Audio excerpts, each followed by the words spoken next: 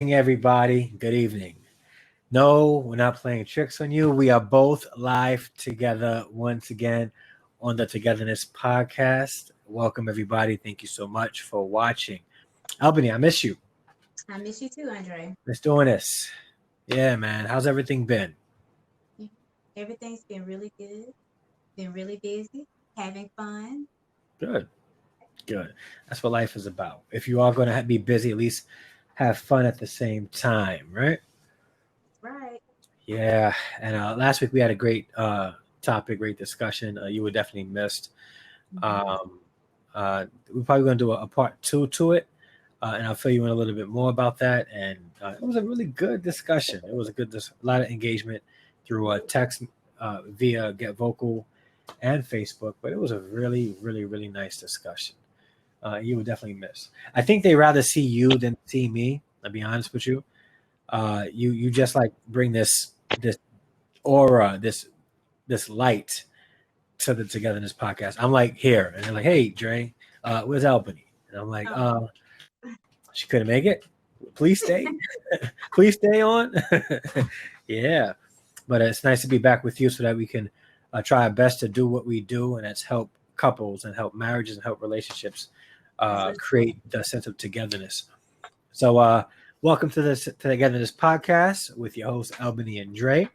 We appreciate you so much for watching. And if you're listening through podcast, thank you so much for listening. You could be listening to this maybe months after, years after, but you're listening now. And we appreciate you guys for listening. All right. And thank you, everybody, for being a part of the Togetherness podcast family. This is our 24th episode. Episode 24. You guys have been riding with us, rocking with us. And we really, really, really appreciate you. Edwin, what's going on? How's it going? Wagwan, Wagwan. Hello, Good to see you. hello. Thank you so much for watching on Facebook. I'm going to let my co-host introduce herself.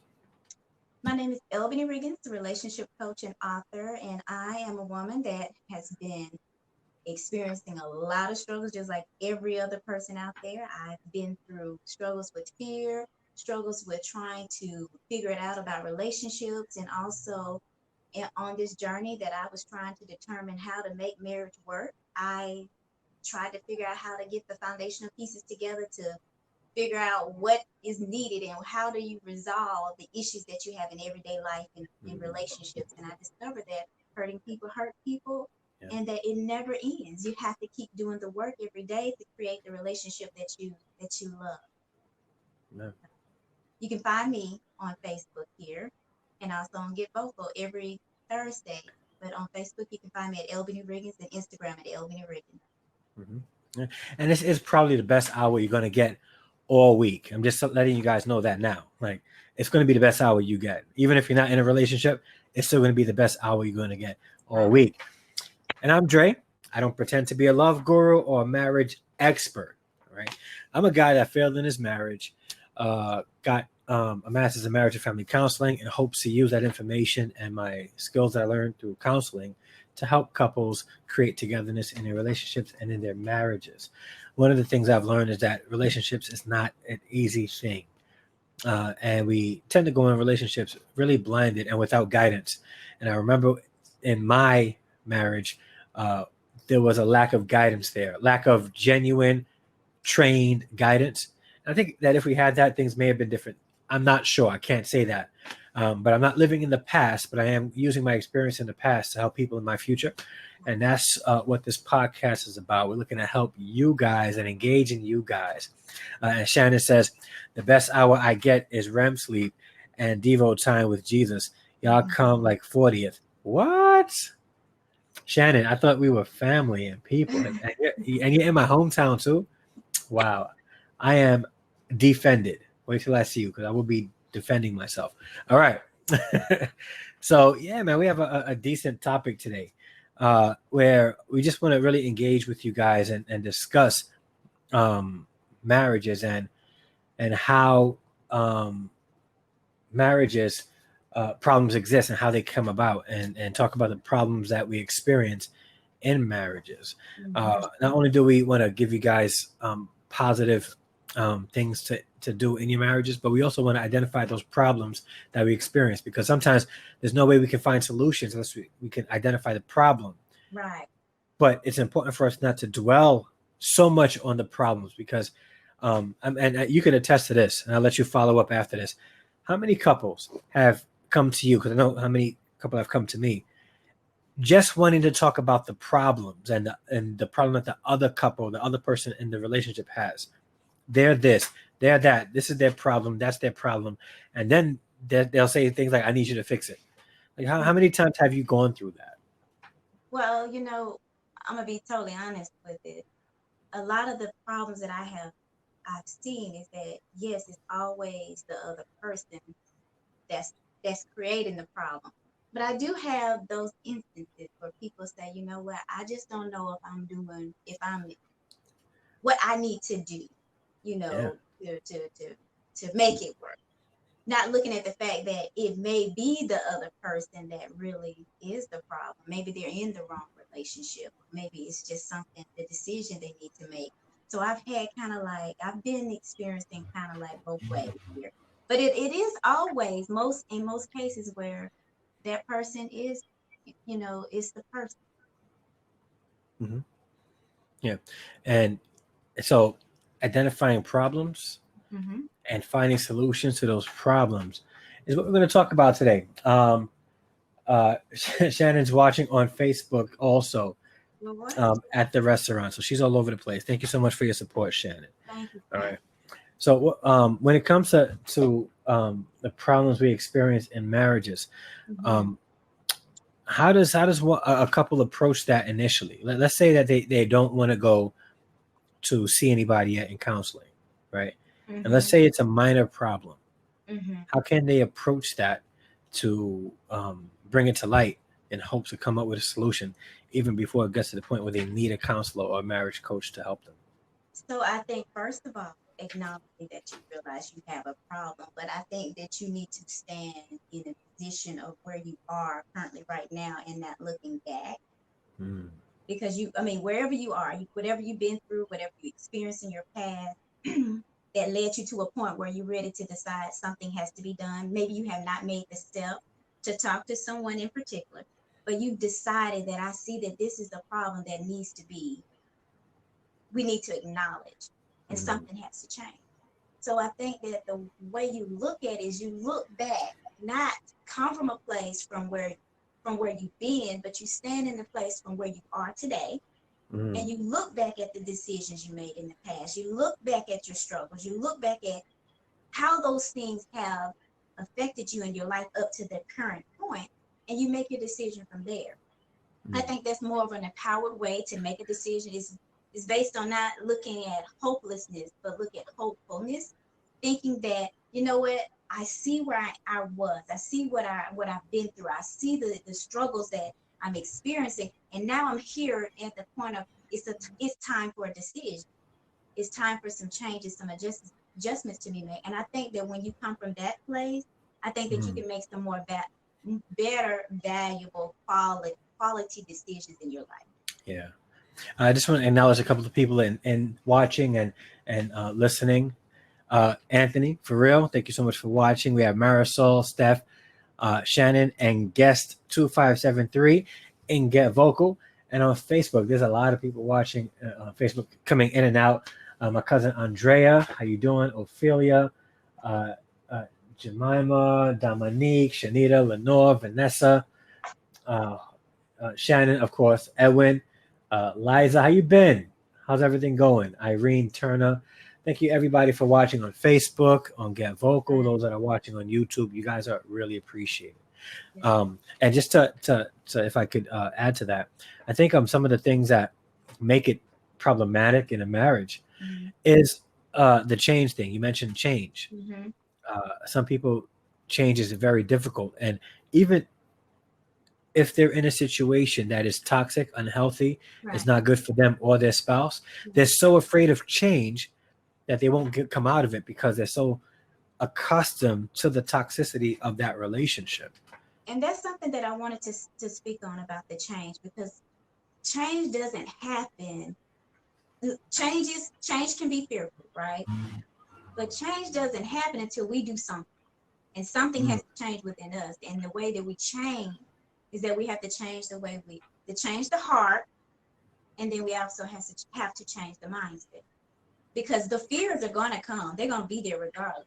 But Yeah. until we condition ourselves and say, hey, I'm ready to change how I feel about the situation, how I feel about me, first of all, and then how I think about the present situation, about the outcome, or the self-worth, and all these other things that come into play about, can I do this alone, or is it worth me fighting for, things to that nature. So you have to change the condition of your heart, but I also believe that you have to change your mindset in order to, make those decisions that you necessarily need to make, that you may be afraid of. Yeah.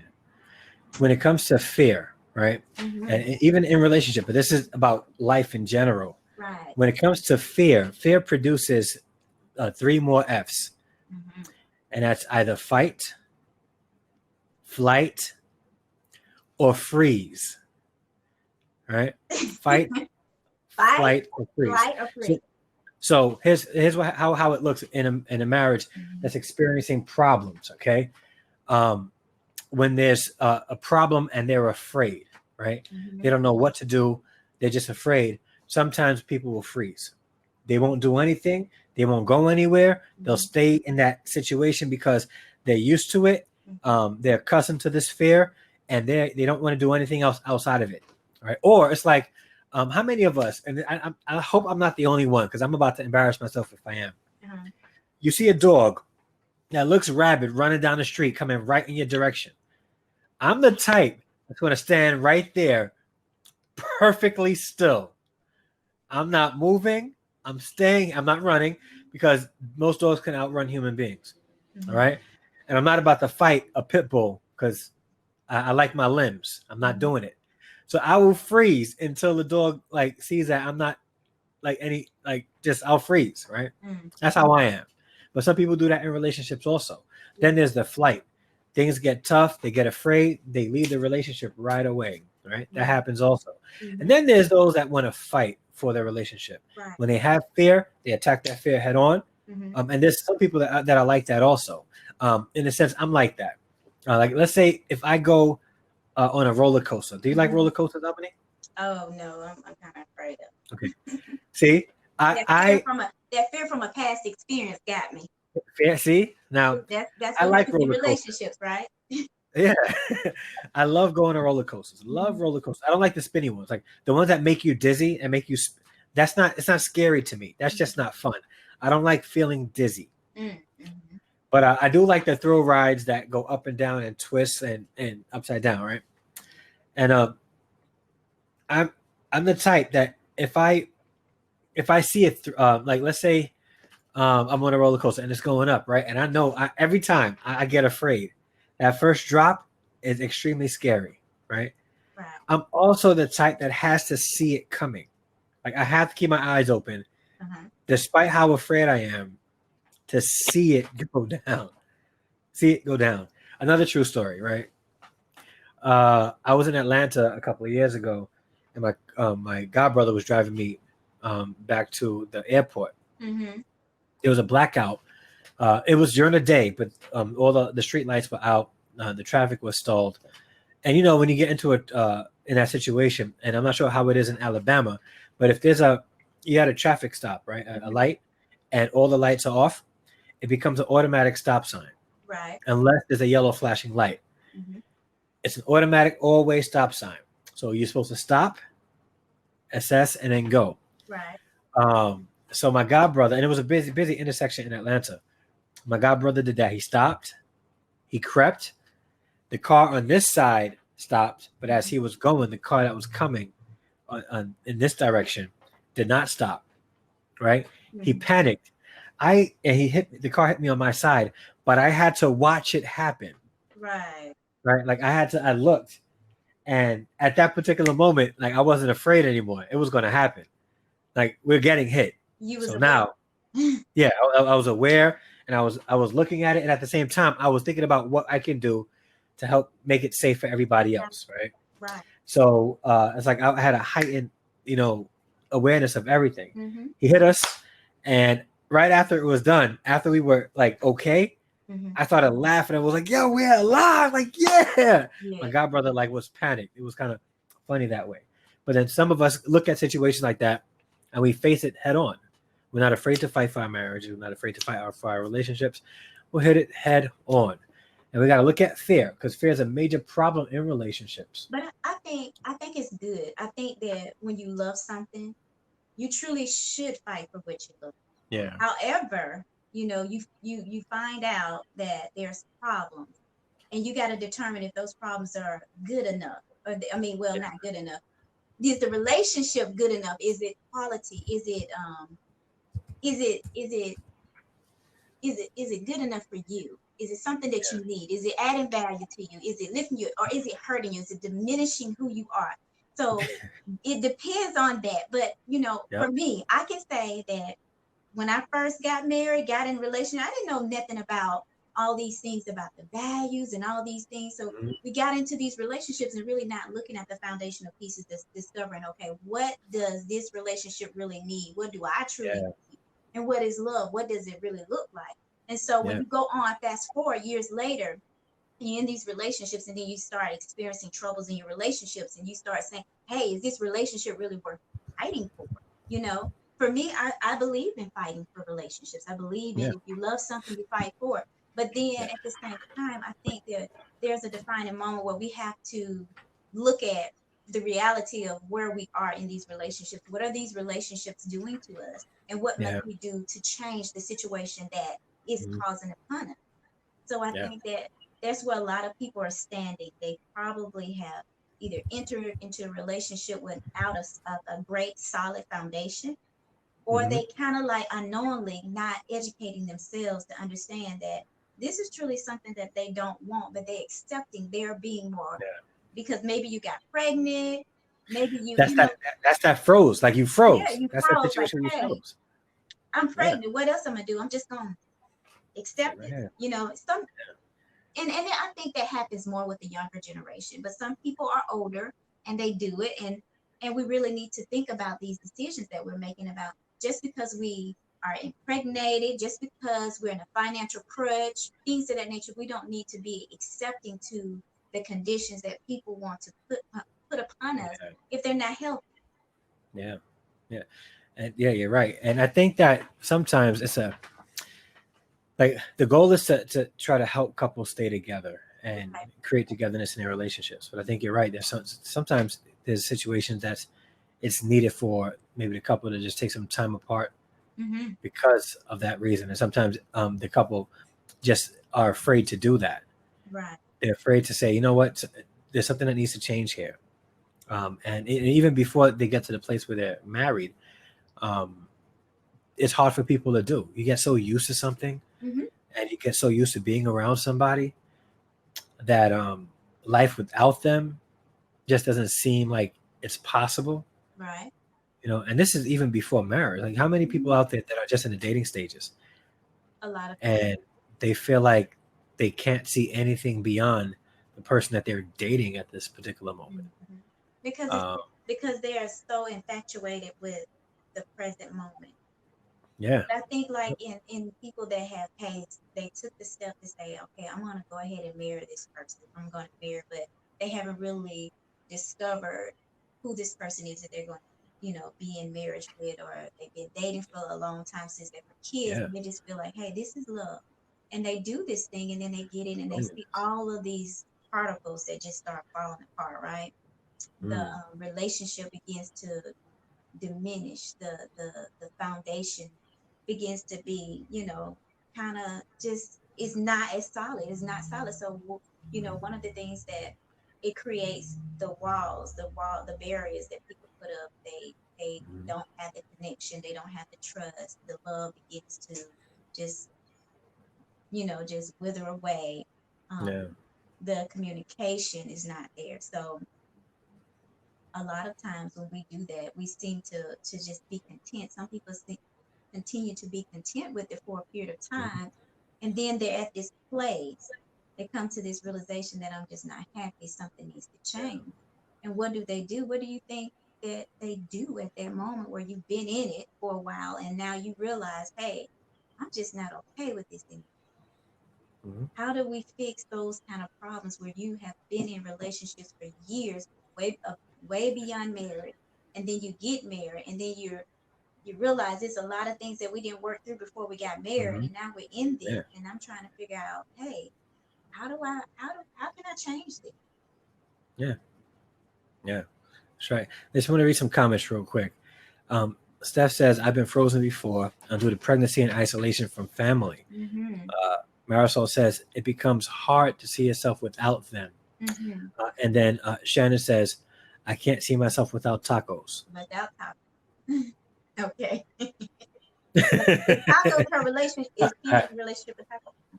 Yeah, tacos. I like tacos too. Yeah, but I think it's right, and you just can't see yourself outside of that. And there could be a couple of things that like you talked about somebody's past history. Mm-hmm. They could have grown up in a house and with a single parent. They are anxious to be alone. They get anxiety to be alone, so they'll just need to be with somebody to Right. feel comforted, feel that sense of what's the word I'm looking for? Uh, um, the word slipped my mind, but they have somebody next to you. They feel affirmed Mm-hmm. when they're with somebody, Mm-hmm. um, because they just don't want to be alone. Right. And I think, and you know what? Not being alone, not wanting to be alone, is not a bad thing. I Mm-hmm. think not being able to survive if you're alone Mm-hmm. is right. That means And some people, what is it? what's that? What's that called when you identify yourself within your partner? I can speak on that. Like Yeah, being married to my husband for 20 years, that's the only person I knew, right? Pretty much from graduating high school, you meet him a couple of years after high school, and you just begin to live your life in their shadow. yeah, You get up with them, you go down with them, you do everything around them. So you can't really blame a person for really having that connection and saying, hey, yeah, I'm having this thought right that one day I might decide that I'm not going to be with this person anymore. And it feels kind of weird.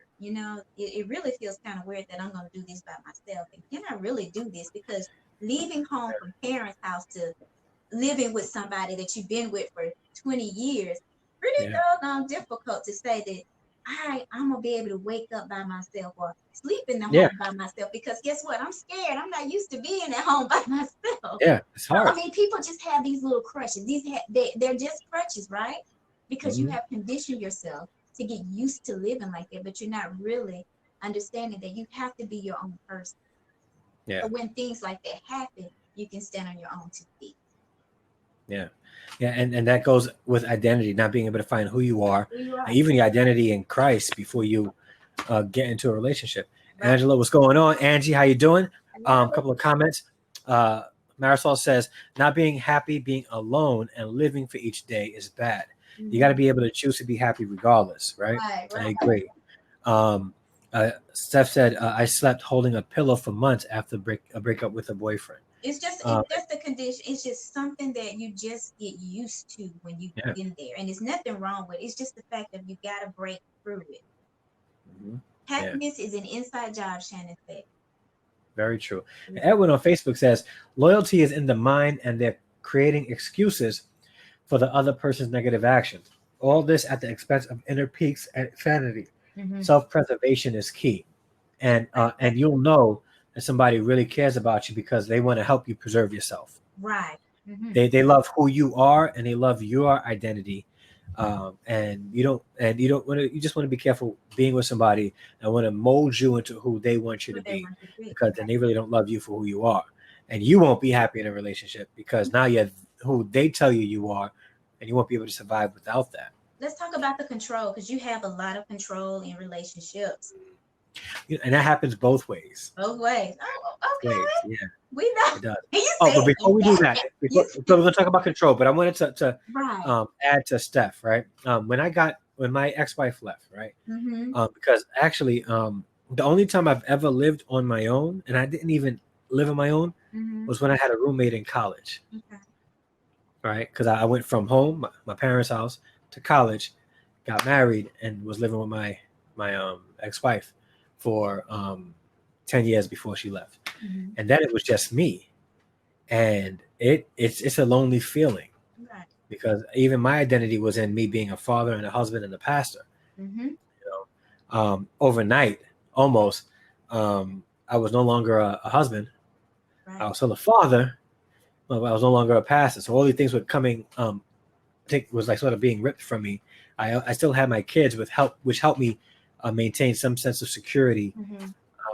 But I didn't know who I was, and I felt lonely too. Like that's a real feeling that we feel, especially when we go through that kind of loss. But let's go into control Okay. in a relationship. And Sorry we're about gonna, that. we're gonna talk about control in marriage Yeah. and how do we deal with control, and then I mean, what does control look like? I think we need to You put identify what it looks like first. Well, it looks like that song by Janet Jackson in the '80s, Mm-hmm. "Control." Yeah, I remember that song. I Mm-hmm. love that song. Control. That was a very good song. Mm-hmm. But control is it stems from a person's deep insecurity in Mm-hmm. themselves first. Right. And that's why they feel like they need to control somebody else. They may have gone through some kind of past experience where they didn't have control over something Mm-hmm. in their life, or they were being controlled, and this is all they know, and they think that power, um, and to feel good about yourself is to do the very same thing that they may have experienced when Mm-hmm. they were growing up. So control can look like a couple of things. From a husband's perspective, as a husband who was controlling could be extremely manipulative, Right. could be uncomplimentary, Mm-hmm. um, put you down, Mm-hmm. um, tell you that they don't want you to go somewhere. Um, and at first it starts with words. It really does start with words. It can even be physical. Mm-hmm. It can be extremely physical, where um, abuse is in the picture and it's in the mix. Control can look like a lot of things, but Control in the can, onset, it's manipulation. And you got to be able to look out for that. right. Control is can be manipulation. It can be put in place to create fear. Mm, It can be to cause you to feel low self-esteem. It mm, can be, I mean, control has so many identities that is directed towards you to mm, control your thoughts and your behaviors about yeah. yourself and what you do. So they're trying to condition you to do certain things that they want you to do based Mm, upon whatever it is that they're trying to protect or whatever it is that they're trying to get you to respond to. It could be as just as simple as how you cook your food. It could be something simple as how you wear your clothes. It could be so many simple things. But control is a very I think the control needs to be identified quickly in a mm, relationship. And I yeah. think that if you are in a relationship where you are being controlled, then you need to really, acknowledge that this is a problem. And that's something that a conversation that you and your partner really need to have if he's even willing or she's willing to have with you Yeah. so you can Yeah. resolve it quickly. Yeah. Shanita says there are levels of control. Good discernment is necessary. It I is. absolutely agree. And the thing is, with when you're dealing with somebody who's controlling, generally they don't want to admit that they're controlling because they like the power, Yeah, it's right? about power. Um, They're never going yeah, to admit what they're doing. no, no. And even and you know what? Also, it's a subtle way. Dishonesty, Right. Mm-hmm. lies, deceit, and not just like manipulation. I'm talking about like Subtle. men who cheat, Mm-hmm. women who cheat, Mm-hmm. women who lie, men who lie. Mm-hmm. All those things are forms of control, and Mm-hmm. it's not just somebody that has to exert power over somebody like in a more obvious way. Mm-hmm. Sometimes that control is extremely subtle, But extremely it's designed manipulative. to protect them, Yeah, right? yeah, yeah. Right. And some people Coco like Steph that. says, but I tend to she said that she was accused of being controlled, and she said, but I tend to control when trust is lacking. I mean, Yeah. that's a way of her trying to protect the relationship and trying to get it back in order, but it may be Mhm. a dysfunctional way of doing it. But I kind of see the direction that she may be going when it's a trust issue. You want to, like you said earlier, Andre, you said something. You said being aware. And one thing that I think that when we as individuals are in relationships, we are supposed to be responsible and aware in our relationships to know exactly where they're headed, to know exactly what's going on. if we're in relationships and things are going on around us, now we may not know everything, but we should have our eyes open enough to understand our partner's behavior, understand the communication that's being said to us. Even while we're standing there, they're communicating. Our partners are communicating need, want, desires, things of that nature, and also concern. And we need to be aware of all of these things that are being said when they're voicing it, and then the silent conversations that are not being said also. Those are signs Yeah. that follow in every instance, and we need to be very aware of that. And that's just, Yep. I think that, a lot of times we look at it one side and we think that our partner is the problem, but I think that sometimes that we are, the other person is just as well as responsible in that relationship, just as well as the person that may be creating the problem. Because I feel like as when two people come together and they're walking together and you're in this relationship together, if it's failing, it's not failing just because one person is lacking. It's failing because both of you are lacking in something. I Yeah. think it's the piece of communication, regardless of who's doing wrong. I do believe that it is still my responsibility to identify the problems that I see, and I need to address it so that I can at least give you an opportunity to correct. But if I sit back with my hands folded and watch you fail, watch my partner make all these foolish decisions, allow him to see that you're being tempted, you're being all these things, and I see these things going around, and I say nothing.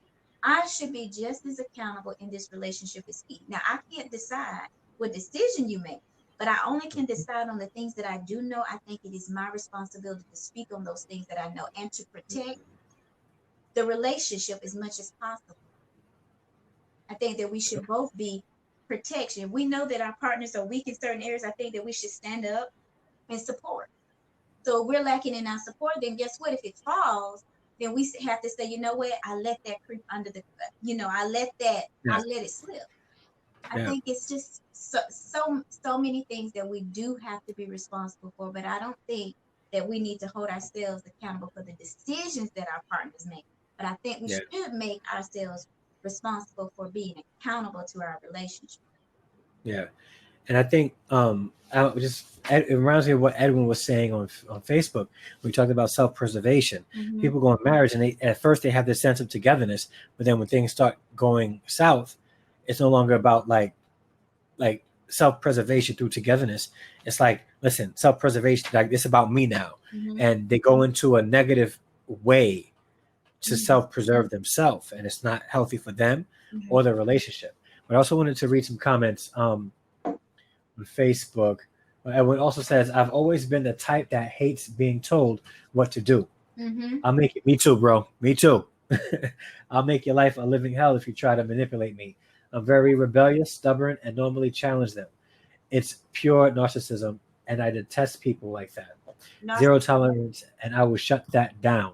Mm-hmm. Shanita says, as a wife, my husband is the head of our home, so there are times when he leads and I don't push.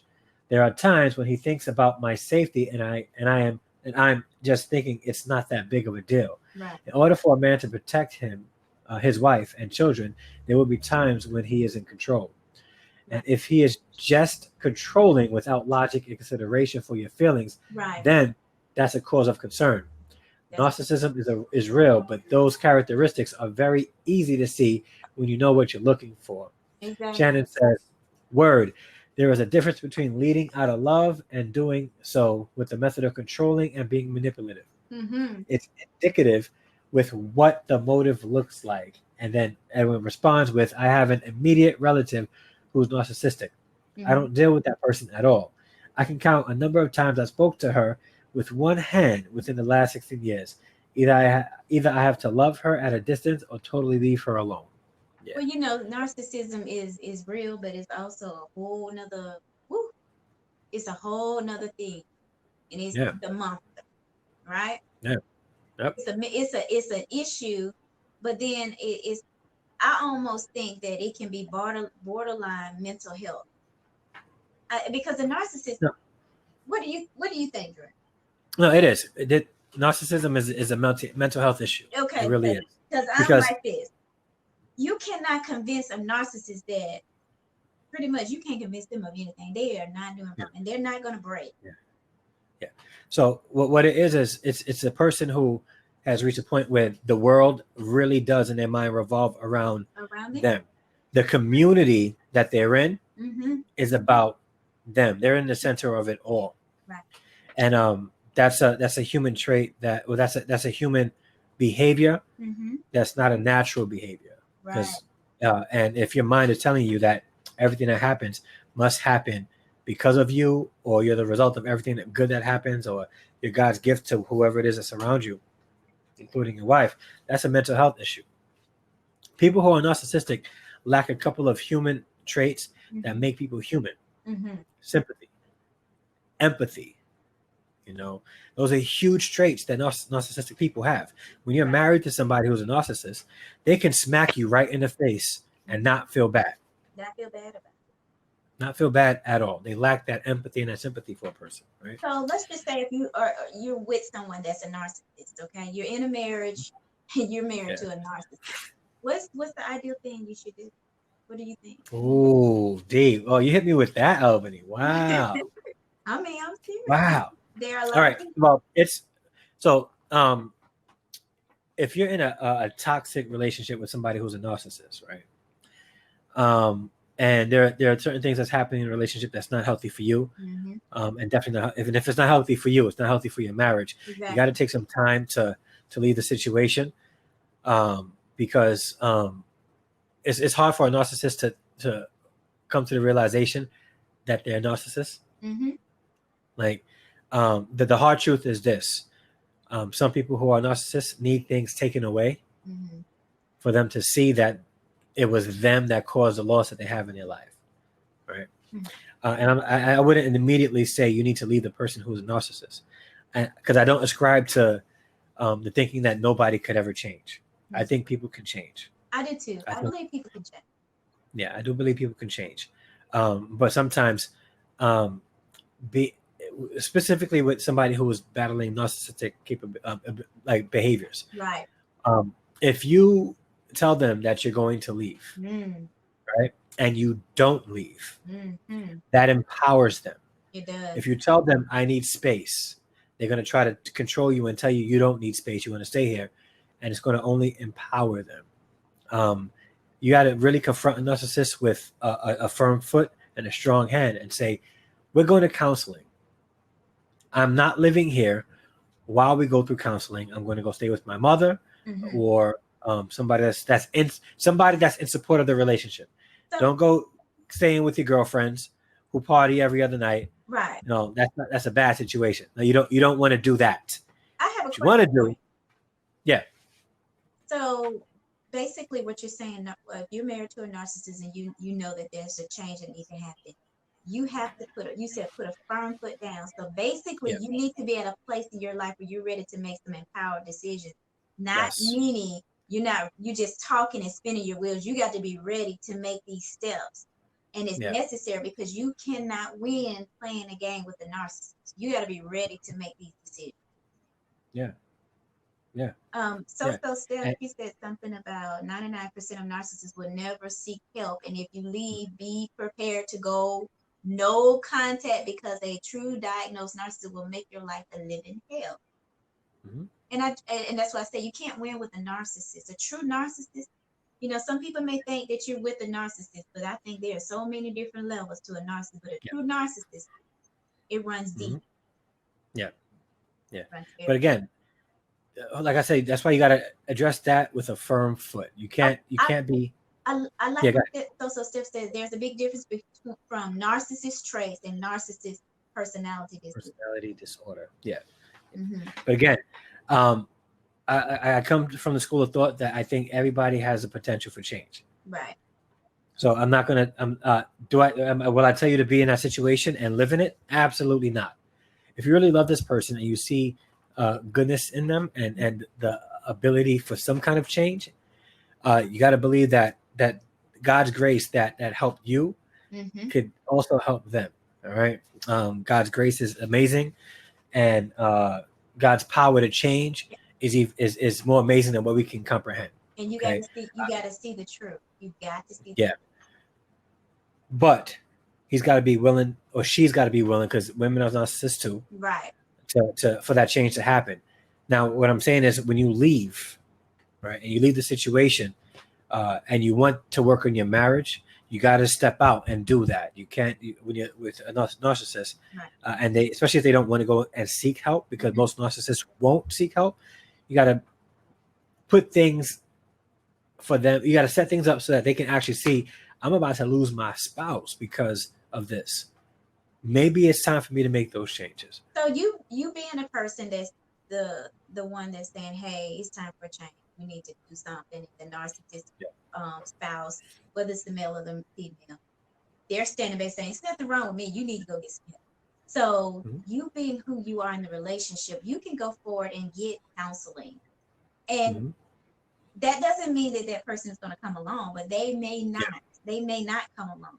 But on your Mm-hmm. journey to changing you and you becoming who you need to become for you, it might create a condition of change in them. It might drive them to want to Yeah. change their heart. Now, that when I said earlier about you have to see the truth, because even in seeking God, you got to see truth. You got to know the truth, because even I believe that narcissists, they play the game and they'll play the role pretending that, hey, okay, I want to do this work, but you got to understand they have to want it for themselves, not just for you.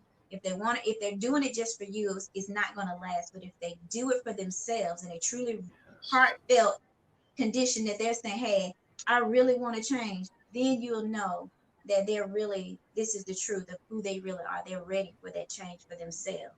It has to be Mm-hmm. for them first. Yeah. Yeah. And because, like, this is like the Togetherness podcast, we don't want to just tell people, all right, yeah, definitely just get out, go, leave the relationship and never come back. Take some steps first. Right. And if those don't work, for your peace, sanity, and health and mental stability, then you'll take the steps to leave the relationship, because ultimately this is about togetherness. Right. But it takes two people to become together, and if one person is becoming emotionally, spiritually, physically abused through the situation, that's not creating togetherness. Right. And because it's not togetherness in the beginning, Mm-hmm. you might as well just separate, because it's not happening. So it's okay. It's okay to want your relationship. It's okay to understand that your partner may have some mental health issues. It's Yeah. okay to want things to be better. It's just the decisions that you make, you have to make sure that they are valid decisions. They have to make sense. They have to line up with what it is that you truly want for your life. If you know that you truly want to be happy and you think that this relationship can work its way out and that partner is willing to do the work, then by all means, try it, Try. wear it Yeah. for a minute, see, go get some help. That's the next step. You're standing in it, you're looking back and you say, look at all the things that I've been through. I'm having Yeah. trouble after trouble.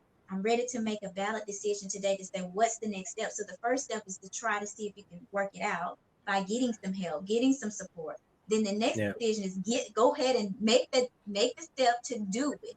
Schedule the appointment, have the conversation, put some action behind it, and then sit in it for a minute. See how well that works out. Are they being consistent in the problems that you're bringing forth, that you're having these conversations and counseling or coaching sessions or whatever? And if they're not willing to do the work, then you know that there's a problem. Then there Yeah. comes a decision of, hey, does there need to be a separation? But before you even get there, let's try to see what we can do to kind of get us together and get us on one accord with one another to try to make the marriage work. Yeah. Under Maybe certain some. conditions, you under certain conditions now. We know what those conditions are. They gotta be, you have to be in a state where you feel safe, first of all. Yeah. But there are other things that people go through, Dre, in their relationships, besides those things. You want to bring up some other things that you know that people experience in their marriages? Yeah, but before I do that, I wanted to read. Edwin says on Facebook, I agree, it is a mental issue. You Mm-hmm. basically have to be an annoying jerk and do completely the opposite Mm-hmm. of what they want you to do to get them away from you. Be the antagonist in every form. Their personality change will happen organically. If they try to convince me, I will shut that down and walk away. Uh-huh. It sounds foul, but my sanity is far too important for me. Right. And I definitely hear what you're saying. Yeah. You got to be sane, and your mental and physical and spiritual health, emotional health is extremely important as well. As well.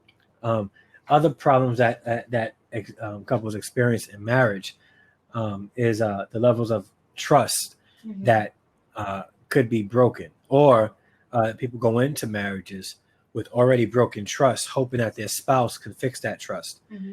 and they've never healed from wherever it is that caused them to be broken from that trust, and they want their spouse to do that. Yeah. When you go into a relationship Mhm. wanting your spouse to fix your trust issues, um, you're probably going to have marital problems from the jump.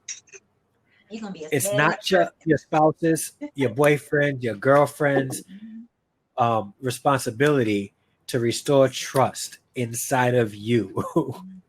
If you are broken because of mistrustful past experiences, Mhm. that's not your present spouse's job to fix that. Mm-mm. That's your job to heal from that. And Right. you should have healed from that before going into a relationship.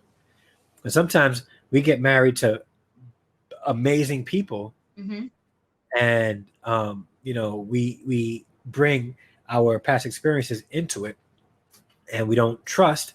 They've never given us a reason not to trust. We Right. just don't because of our past experiences, and we make it hot in the relationship. It's not a good thing. You got to heal from that. And so you probably thought I was going in the direction of, um, well, when people break trust in a marriage. I'm talking about trust that was broken in the past Mhm. that they brought into the marriage. Their trust issue they brought into marriage, and it had nothing to do with their spouse. Right. That's a big problem that a lot of couples have.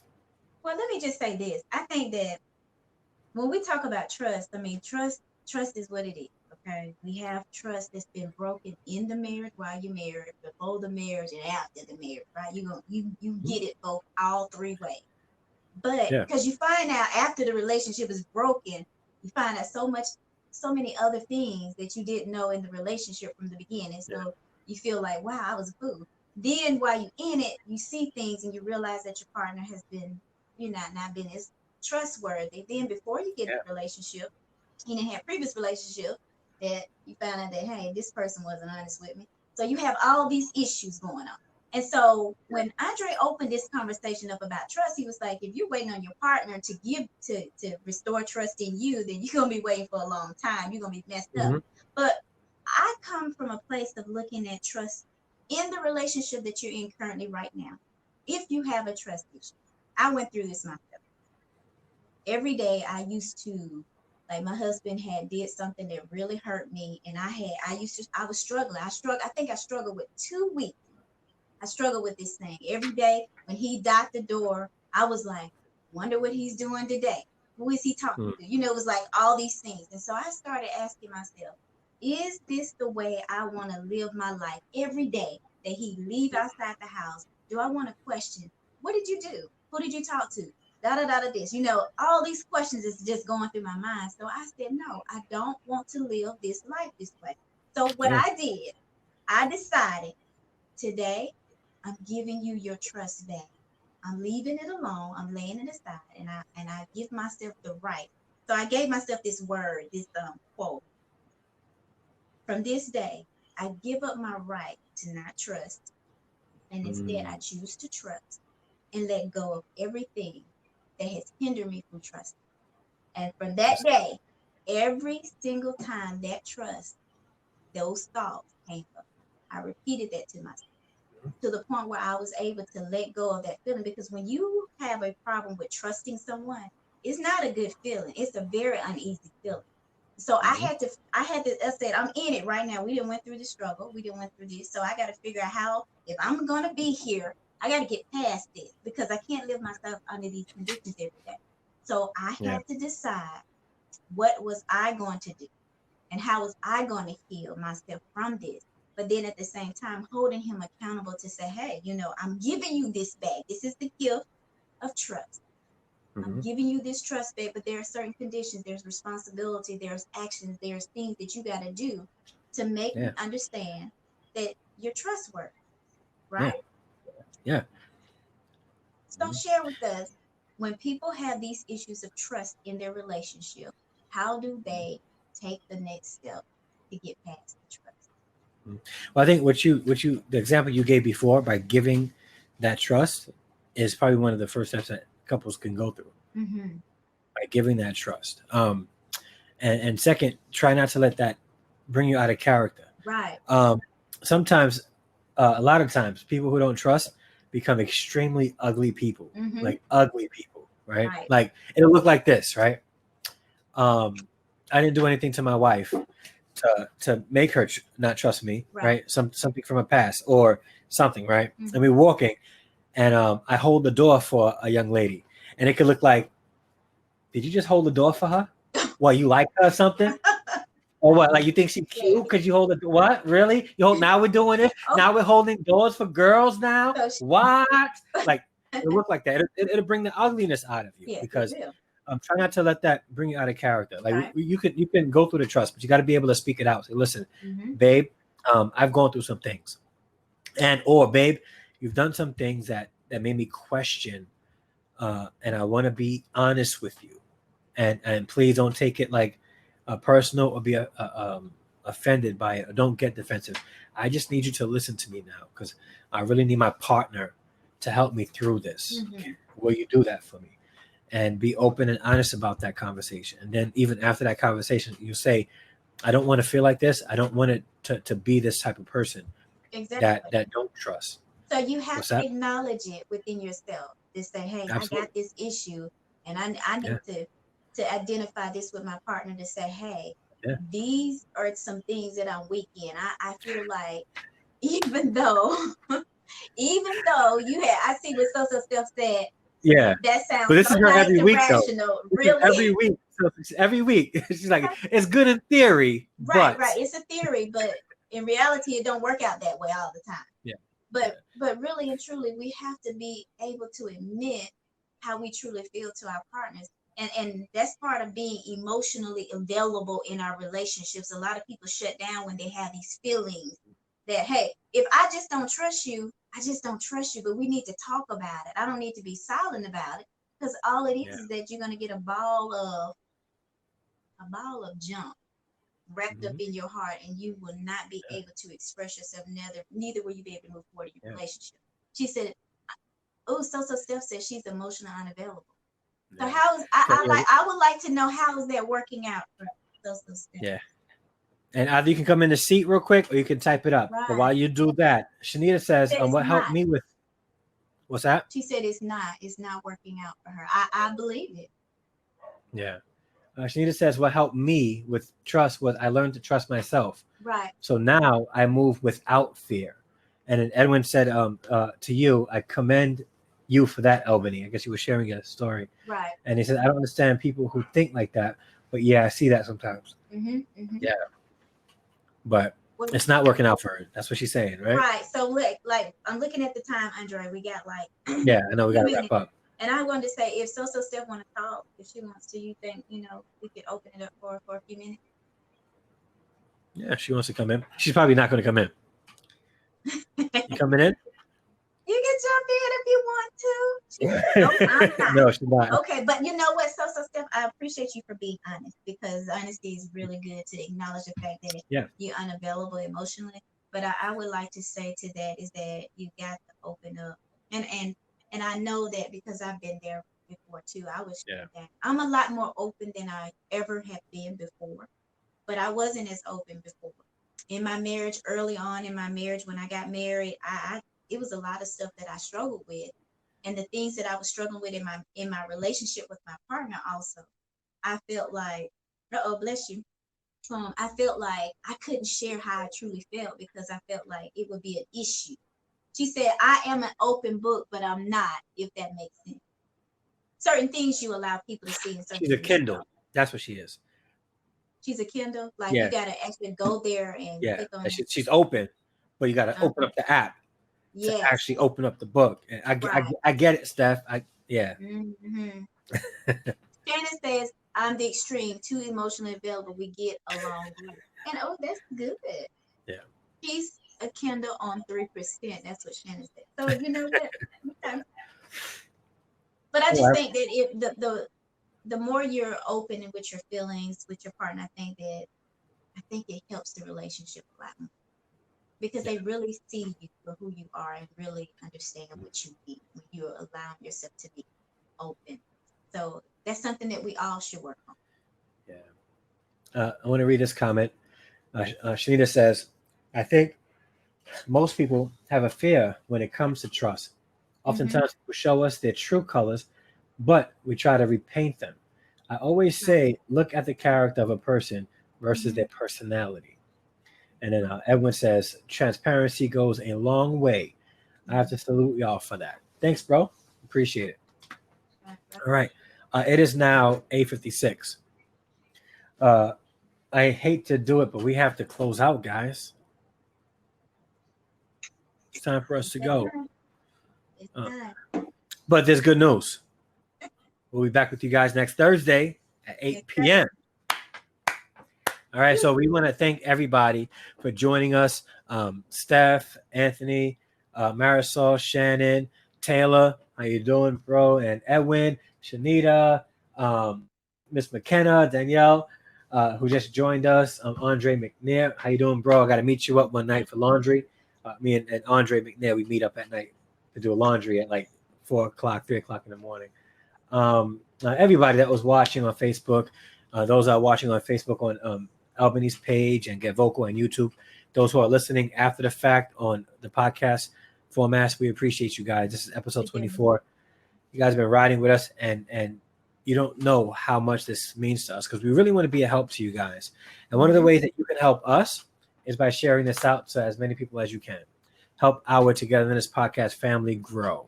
All right? Don't just be selfish and keep us to yourselves. Tell everybody else about us too. Right. Share with your friends. All right. So share with your friends. Before we close out, Albany, tell everybody how we can reach you. Okay, so I'm on Facebook, Instagram at Albany Riggins. I have a Facebook group that's called Reclaim Marriage. If any of you feel like you want to get some additional support one-on-one, you want to have a conversation with me, please connect with me there at bit.ly/reclaim your marriage, and you can sign up for a strategy session with myself. Also, you can send me an email at support@albanyriggins.com. Hey, here we go. All right. And with me, you can hit me up on all my social media formats. Instagram at Andre_D_Harrison. On Twitter at Andre D. Harrison, all one word. On Facebook at the Andre.D.Harrison. Also have Two-Getherness Marriage and Family Coaching on YouTube. And if you guys want, you can subscribe to my YouTube channel that I have with my kids. It's called Harrison Family Vlogs on YouTube.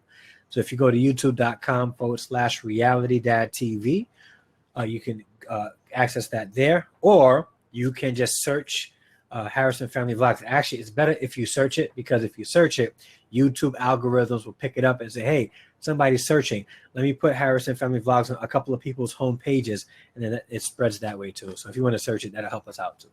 All right. Really want to thank everybody so much for listening and watching and engaging in the conversation with us. We will see you guys next week, Thursday at 8 p.m. All right. God bless. We love you all. Have a good night. Good night. And we'll see you next week. Peace.